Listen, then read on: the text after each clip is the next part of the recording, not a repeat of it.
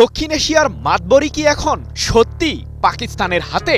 যুক্তরাষ্ট্র ও চীনের সাথে সুসম্পর্কের কারণেই কি বিশ্ব মঞ্চে বর্তমানে আলোচনার কেন্দ্রে রয়েছে পাকিস্তান? যদিও বহু বছর ধরেই ভারতের সাথে কূটনৈতিকভাবে খুব একটা সুবিধাজনক অবস্থানে নেই পাকিস্তানের সম্পর্ক, তবে ইরান ইস্যুতে মধ্যস্থতাকারীর ভূমিকায় দায়িত্ব পালন করায় পাকিস্তান এখন বৈশ্বিক মঞ্চে তুমুল আলোচনার কেন্দ্রে পৌঁছেছে, যার কারণে প্রশ্ন উঠেছে যে পাকিস্তান কিভাবে কূটনৈতিক খেলায় ভারতকেও ছাড়িয়ে গেল।